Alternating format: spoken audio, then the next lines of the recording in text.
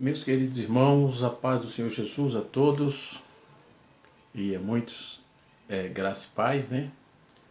Nós louvamos a Deus pela oportunidade que temos de estarmos juntos mais uma vez. Você está no canal Rascunho Teológico, eu sou o pastor, professor Edivaldo Pereira. Muito bem, nesta oportunidade estaremos dando continuidade à nossa temática que é teologia própria ou a teologia, não é? Que estamos trabalhando, no último vídeo falamos sobre a existência de Deus, que está dentro da área da teontologia, não é? E hoje eu quero falar o que é teontologia, propriamente dita, não é? Trazendo a questão também do conhecimento de Deus, até porque a teologia ela vai tratar de temas como temas principais dentro do estudado da teontologia é a existência de Deus, que já trabalhamos, né? O relacionamento de Deus com o mundo criado, a imanência ou transcendência de Deus, o conhecimento de Deus, que é o que vamos falar hoje, a unidade de Deus, né?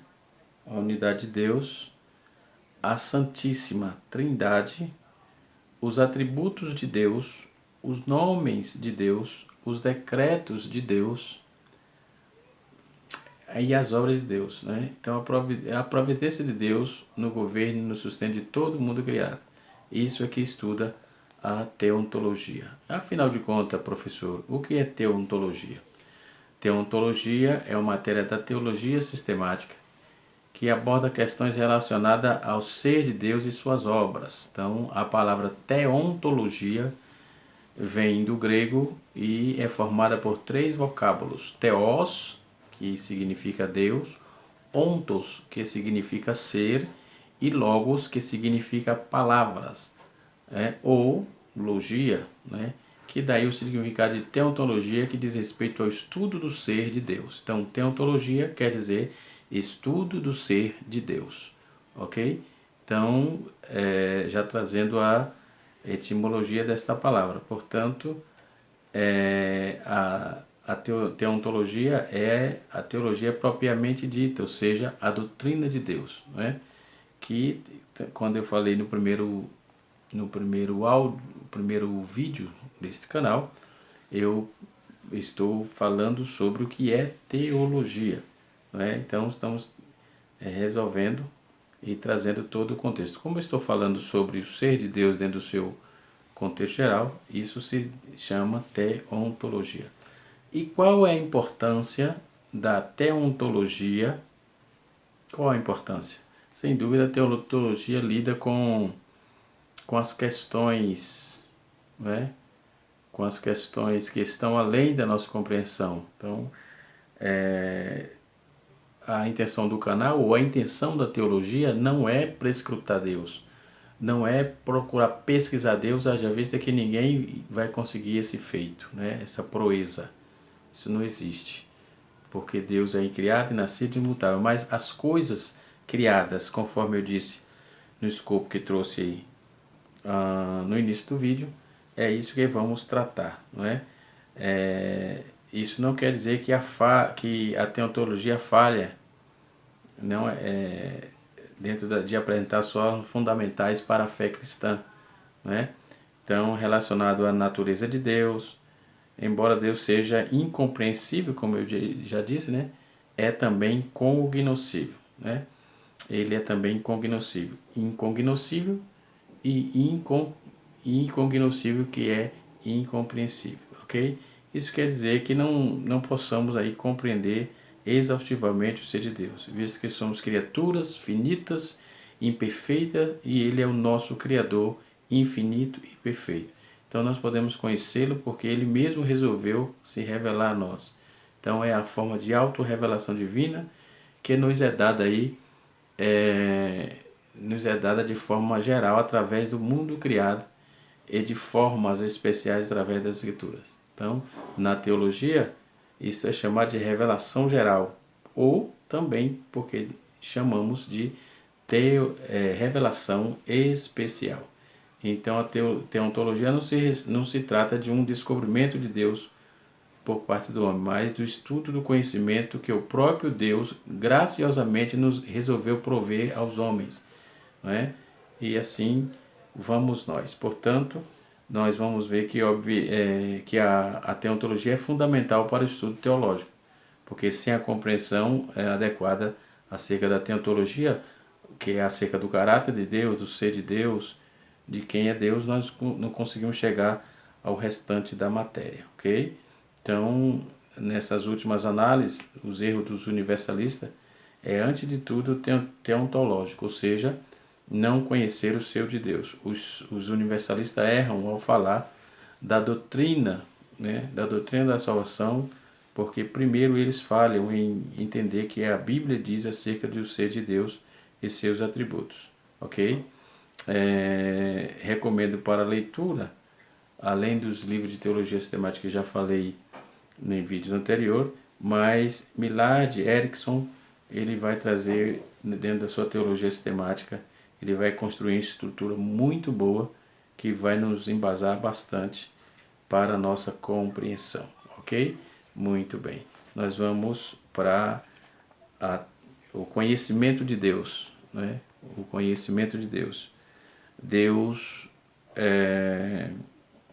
Deus pode ser cognoscível e incognoscível, né, ao mesmo tempo, ou seja, em certo sentido, mas como ser e quando ele é um ser cognitivo ou cognoscível. Eis a pergunta, como é isso? Esse termo cognitio, que quer dizer conhecimento, tem um significado múltiplo, né, nas páginas sagradas na Bíblia, com diferentes acepções, à luz do contexto com as Escrituras, nos exorta a conhecer o Senhor, e este conhecimento significa, por exemplo, Deus é cognoscível, ou seja, como se sabe, o conhecimento intelectual resulta em si de um processo de aprendizado ou de informação por meio de 5 sentidos. Quais os 5 sentidos? Visão, audição, olfato, paladar e tato. Então, auxiliados pelos mencionados intuição e razão, né? Então, a intuição e a razão eles vão trabalhar juntas, né? De modo que em João capítulo 17, verso 3, Deus não é simplesmente intelectual, né? Ele vai trabalhar, sim, ele é místico também, né? Então, por isso que precisamos ser espirituais para conhecer um pouco mais a Deus, não é? Então, isso envolve comunhão, fé, obediência, adoração, além de viver em humildade e dependência de Deus. Qualquer pessoa, mesmo mesmo que não seja cristão, tem a capacidade intelectual de estudar e aprender teologia, entendeu? Porque teologia, como eu já disse, é uma ciência, visto que tem regras, né? Um dos nossos últimos vídeos vai ser falando das regras, dos métodos teológicos, né? Então, isso não é um relacionamento pessoal e nem comunhão, né? Porque a teologia, ela vai trazer para nós a visão de quem é Deus, né? Então, a palavra de Deus nos mostra que é, a rigor, o que é incognoscível. Revelou-se por amor a si mesmo em sua palavra.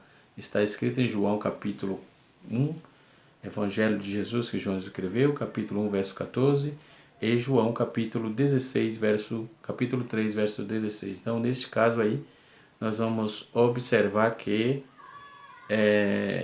dentro desse contexto bíblico, neste caso, o homem pode conhecê-lo por meio do Senhor Jesus Cristo, né? Então, Deus também, ele pode, Deus também, ele é imanente, ou seja, ainda que ele é excelso, atenta para o ser humano a fim de ter um relacionamento com o ser humano, com o homem. O salmista no Salmo 138, verso 6, já trazia essa visão, né? Então, em virtude da finita grandeza do Criador, no conhecimento propriamente dito, né? Dessa questão em virtude da grandeza dele, do conhecimento acerca dele é comparável ao reflexo de um espelho, conforme Paulo escreve aos Coríntios, capítulo 13, verso 12, pois em partes cremos e em parte profetizamos, não é? Então tem dois aspectos aí, duas esferas, por isso que Deus é cognoscível. Outro ser, Deus é incognoscível, ok? Deixa eu apanhar a Bíblia aqui, que ela está um pouco distante aqui. Deixa eu deixar aberto aqui, se precisar eu vou estar usando, ok? Então Deus é incognoscível. Como o Senhor é infinitamente incomparável, o homem jamais poderá esquadrinhá-lo ou compreendê-lo como ele é. Deus, ele é soberano, então ele tem a essência e glória, não é? É a grandeza da magnitude de Deus que ultrapassa os limites do raciocínio humano, né? Por isso ele é chamado de incognoscível, isso aí. Então Jó capítulo 26, verso 14, ainda Jó 36, verso 26, Jó 37, 5, né? E o Salmo 139, verso 6, Salmo Isaías 40, verso 28, bem como Isaías 46, verso 5. Paulo vai concordar em Romanos capítulo 11, versículo 6, né? Vai dizer que a magnitude de Deus, a magnificência de Deus, ela ultrapassa os limites do raciocínio humano, né? Então podemos observar que realmente não temos muita o que fazer senão adorar o Senhor e conhecê-los aí por meio da santidade, da comunhão, da adoração, conforme eu já disse anteriormente, ok? E dentro disso, a teologia sistemática vai estudar a cognoscibilidade do Criador, fazendo isso a fim de definir biblicamente os atributos, não é?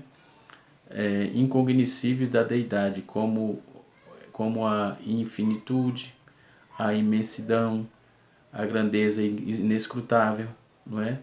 O seu entendimento é infinito. Então isso é incognoscibilidade, não é? Então, definindo já esses termos, vamos aí para os atributos de Deus, né? Dentro dos atributos de Deus, nós vamos estar também dentro da teontologia, obviamente, né? Então, dentro dos atributos de Deus, ao discorrer sobre os atributos de Deus, o comentarista Charlie Rod vai trazer aqui o velho Charlie, está aqui, né? Muito bom esse material. Charlie Rod vai trabalhar aí dentro dessa proposta, afirmando que o objetivo é classificado em a ordem objetiva da ordem é a clareza. Entretanto, ele reconhece que são poucos os temas que tem pensado e trabalhado mais extensamente do que neste. Entretanto, é provável que o benefício não tenha sido proporcional ao trabalho. Então, mais fim didático, tal como separação dos atributos, visa claramente as definições, né?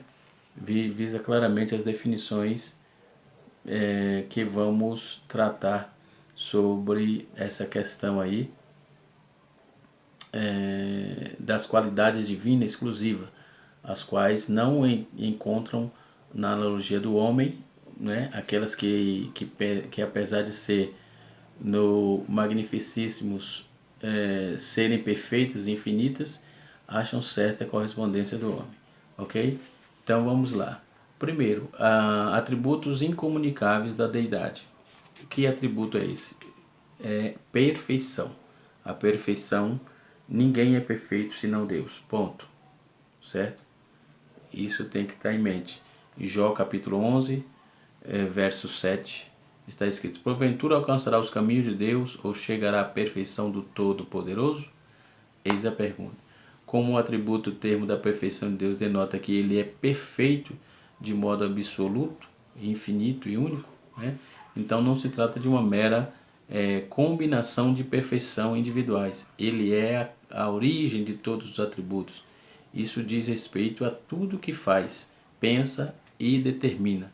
Então, ele é perfeito em tudo, tanto individualmente, dentro dos seus atributos, tudo que ele faz e determina. Então, o salmista já dizia no Salmo 18 que o caminho de Deus é perfeito. Salmo 18, verso 30.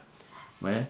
Então podemos observar quão importante é a magnitude da perfeição de Deus. Então Deus age em perfeita harmonia com as suas naturezas. Santidade, ninguém jamais pode assemelhar-se a Ele, ok? Outra atributo de Deus, que é também incomunicáveis, atributo da deidade, é a espiritualidade, né? O termo espiritualidade não é a mesma coisa que qualificação espiritual. Derivada do substantivo espírito, é atribuída ao crente que tem comunhão com o Espírito Santo. No caso do atributo de Deus, a palavra de Deus afirma que ele é Espírito. João capítulo 4, verso 24, né? E em outras palavras, em seu ser não se compõe de matéria. O Senhor Jesus disse: Espírito não tem carne nem osso, conforme Lucas escreveu, capítulo 24, versículo 39. Né? É um espírito, é uma substância material, é invisível, é inescrutável.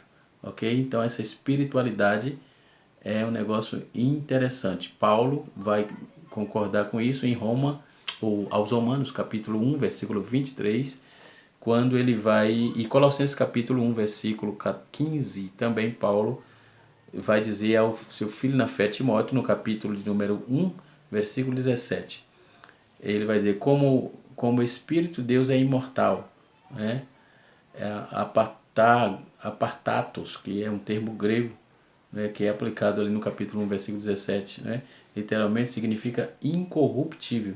Deus é incorruptível. Ninguém corrompe a Deus, né? Com o adjetivo foi traduzido desta mesma forma na versão inglesa, né? Então também aparece aí em Romanos capítulo 1, versículo 23. Isso mostra que o Espírito, em alusão a Deus, não implica em pessoalidade, e sim qualidade perene e imperecível, né? Então é importante isso aí. Outro atributo da deidade de Deus, da deidade, dentro que é caracterizada a deidade, né, é a infinitude, né? Um dos pais da igreja, chamado Anselmo de Cantuária, ele, ao formular o seu argumento ontológico, ele já mencionou isso aí, ele havia mencionado. Diz que o Senhor é transcendente, o universo existindo desde antes da fundação do mundo. Isso confere com João, capítulo 17, versículo 5 e versículo 24. Então não há barreira aí, nem limite na natureza do Todo-Poderoso. Sem infinitude, as bases dos atributos da eternidade, da imensidade, por exemplo, ele é infinito e ao mesmo tempo pessoal, né? Então essa dúplice qualidade é peculiar a Deus, ao Deus revelado na Bíblia. Sua imensidão, diz respeito ao espaço, ele transcendente todo o espaço do universo, no qual não há um único lugar onde alguém possa esconder-se do Senhor. O salmista vai dizer isso no Salmo 147, verso 5, e o profeta Jeremias, no seu capítulo 23 e o versículo 24, vai corroborar com isso que eu estou falando, ok? E o salmista, no Salmo 145, verso 3, ele vai dizer que a grandeza de Deus é inescrutável e insondável. Sua finitude aponta para um fato de que não há limites no tempo e no espaço para Deus, ok? Outro atributo que é ligado a Deus, atributo incomunicáveis da deidade, é a eternidade, né? O homem não é infinito, o homem não é tão espiritual como pensa, não é? E o homem não é perfeito, não é? A criatura não é perfeita e também não é eterno. O escritor aos Hebreus, ele vai beber da fonte do Salmo 102, no seu capítulo 1, versículo 10 e 12, o autor sagrado diz assim: E tu, Senhor, no princípio fundaste a terra e os céus, são obra das tuas mãos, e eles perecerão, mas tu permanecerás, e todos eles como roupa envelhecerão, e com um manto os enrolarás, e como uma vestes se mudarão, mas tu és o mesmo, e os teus anos não se acabarão. O salmista no seu Salmo 102, verso 25 a 27, não é? Que o escritor aos Hebreus vai concordar. Então a eternidade de Deus denota que ele é livre de toda distinção temporal.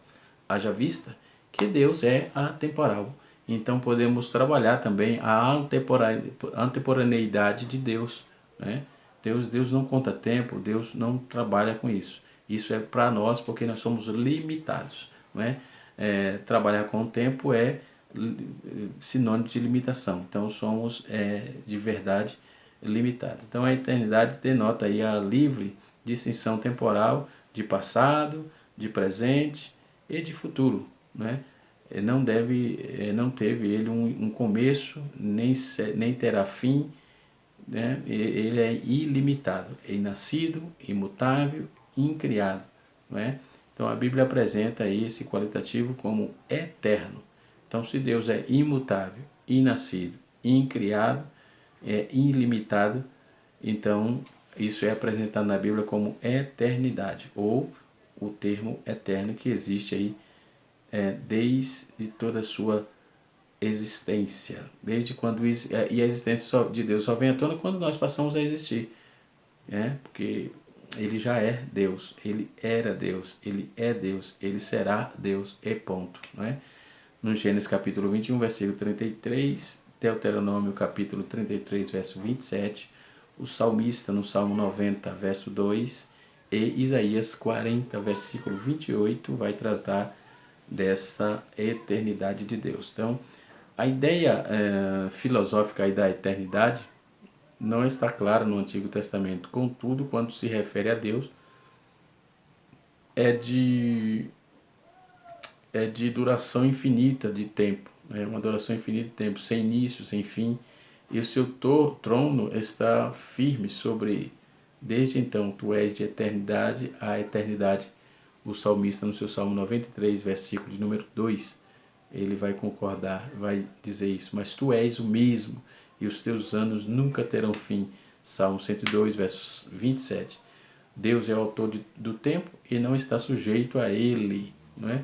Ele existe desde antes dos tempos dos séculos. Tito, capítulo 1, versículo 2. Ou antes dos tempos eternos, conforme a tradição brasileira. Isto fica muito claro aí na expressão eu sou o que sou, não é? Conforme Êxodo capítulo 3, versículo 14, né? E assim sucessivamente. Outro atributo incomunicável da deidade é a imutabilidade, né? Tiago, capítulo 1, versículo 17, ele diz: toda boa dádiva e todo dom perfeito vem do alto, descendo do Pai das luzes, em quem não há mudança, nem sombra de variação. Tudo na vida muda, transforma-se e a princípio, esse aí é o princípio de Lavoisier, né? E até os céus e a terra, dentro da filosofia de Lavoisier, ele trazia essa ideia, né? Então é o mesmo céus e a terra mudam, envelhece, mas Deus permanece o mesmo. O escritor aos Hebreus, no seu capítulo 1, nos versículos de número 10 até o versículo 12, ele vai falar da imutabilidade de Deus, né? Ele não há mudança, nem de sombra, nem de variação, conforme Malaquias capítulo número 3, versículo 6, né? Seu caráter não muda, seus atributos, nem a sua consciência e nem os seus propósitos. Então Deus é firme naquilo que prometeu, então ele trabalha dentro dessa veracidade, porque seus atributos, já é intrinsecamente Deus, já é dele, não é? Então os atributos incomunicáveis da deidade ainda prosseguem dentro da onisciência e imensidade, né? São termos que eu já falei, né? Então, imutabilidade e depois onipresença e imensidade, né? Então, a diferença entre a onipresença e a imensidade, o termo onipresença não aparece na Bíblia. Vem do latim que é omni, ou seja, tudo, e presentia, que é presenta. Então, em tudo está presente como atributo divino. Na teologia, a ideia indica aí que precisamente a presença aí dentro desse contexto geral, ok? Dentro desse contexto que indica a onipresença de Deus é a presença cheia de Deus em todas as criaturas, né? Então o vocábulo imensidade, ela vem também do latim, que é imensitas, ou imensos, imensos, que é desmedido, ou imensos desmedido, não mensurado, não consegue se medir. É um termo técnico teológico que indica a essência divina, sine mensura, ou seja, sem medida. Sem mensura é sem medida, não consegue se medir ou prescrutar o tamanho, ou quanto Deus pesa, ou quanto Deus mede, ou quanto tem de tamanho, não tem como mensurar isso, ponto, não é? Dentro dessa questão, né, a onipresença de Deus é um atributo relativo que se expressa em determinada presença de Deus. Ele é ilocalis, ou seja, sem local. Essa frase ilocalis é em latim, que quer dizer sem local, ok? Então a sua presença é intensiva, ou indivisibilis, ou incompreensibilis, ou seja, é incompreensível, não consegue se dimensionar, e também não se divide, ok? E segundo o teólogo, na sua teologia sistemática, Strong, ele vai falar da onipresença, que significa que Deus, na totalidade de sua essência, sem difusão ou expansão e multiplicação ou divisão, ele penetra e ocupa o universo em todas as suas partes, enquanto que a imensidade é infinitamente, ou é infinitude em relação ao espaço. A natureza de Deus não está sujeita à lei do espaço. Deus não está sujeito, não está no espaço. É assim a natureza divina, não tem extensão e nem está sujeita a nenhuma limitação espacial, né? Lewis Perry Schaeffer, ele considera a diferença da seguinte maneira. Ele diz: é provável que os termos da onisciência e imensidão representam as ideias ligeiramente diferentes, né?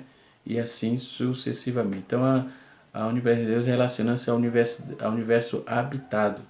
Trata-se da presença do Senhor onde há pessoas presentes. Então, pela sua imensidão, não existe lugar que Deus não esteja presente, ok? E assim sucessivamente.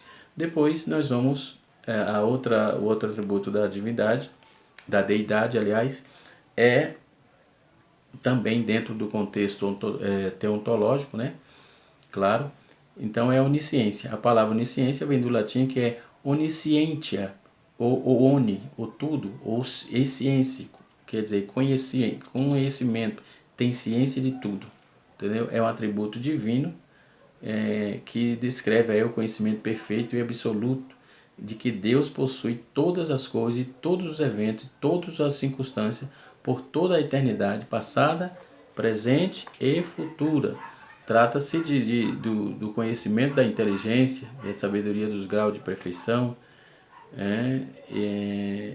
e é infinito. Não há esquadrinhamento nos seus sentimentos, conforme o profeta Isaías no seu capítulo 40, verso 28. Né? Esse conhecimento é simultâneo, né? E não sucessivo. Então a onisciência de Deus excede todo entendimento humano. É um desafio na nossa compreensão, mas também uma realidade revelada. Então não adianta tentar prescrutar a onisciência de Deus. Jó capítulo 37, verso 16, Hebreus capítulo 4, verso 13 e 1 João capítulo 3, versículo de número 20. Glória a Jesus. Outro atributo incomunicável é a presciência, não é? Então nós temos aí 9 atributos incomunicáveis de Deus, não é? E a presciência, o Deus Todo-Poderoso, conhece o fim desde o princípio.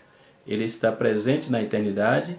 Isto envolve aí a presciência, o conhecimento antecipado na ótica humana, pois o Senhor não está limitado ao tempo. O conhecimento de Deus não é especulativo, premonitório, né? Premonitório, hipotético, mas sim factual. Ele é fato, é visível, é patente, é perene, ok? Ou seja, Deus sabe, Ele entendeu? Seja Ele o passado ou o futuro, como vimos no presente, passado e futuro são as mesmas coisas para Deus. Nós trabalhamos há anos atrás, há dias atrás. Não, para Deus é tudo igual, né? Um ano como um dia como um ano, e assim sucessivamente. Depois temos a onipotência, que é o seu nono atributo incomunicáveis da deidade. Jeremias capítulo 32, verso 17 vai dizer assim: nada há que seja demasiado difícil para ti.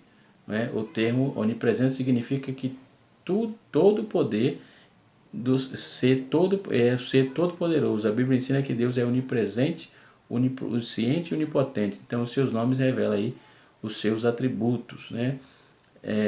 Como é chamado no hebraico de El Shaddai, né? Como veremos aí mais adiante no estudo sobre os nomes de Deus, podemos verificar isso aí. Então os cristãos reconhecem que Deus pode todas as coisas, porque para todos nada é impossível. Então ele está vendo tudo, ele é chamado, e isso é chamado na escritura de onipotente. Por isso ele pode todas as coisas, ok? Que Deus abençoe todos, que a boa mão de Deus continue sobre a vida de cada um dos irmãos. Se você está vendo esse vídeo pela primeira vez e quiser nos dar uma força, inscreva no nosso canal, ative o sininho, deixe o seu joinha, o seu like e ative o sininho para receber os próximos vídeos. Toda semana nós estamos postando um vídeo neste canal, tá certo? Deus abençoe a todos, em nome de Jesus. Pastor Edivaldo Pereira. Se você quiser deixar seus comentários, suas perguntas no comentário aí embaixo do vídeo, pode colocar aí que eu vou responder aí na medida do possível, que eu tiver tempo, tá bom? Um abraço, até a próxima, se Deus assim nos permitir. Nós estaremos falando na próxima, ainda dentro da teontologia, falando sobre os atributos comunicáveis de Deus, ok? Atributos comunicáveis de Deus. Um abraço e até a próxima aula, se Deus assim nos permitir. Deus abençoe a todos no nome de Jesus.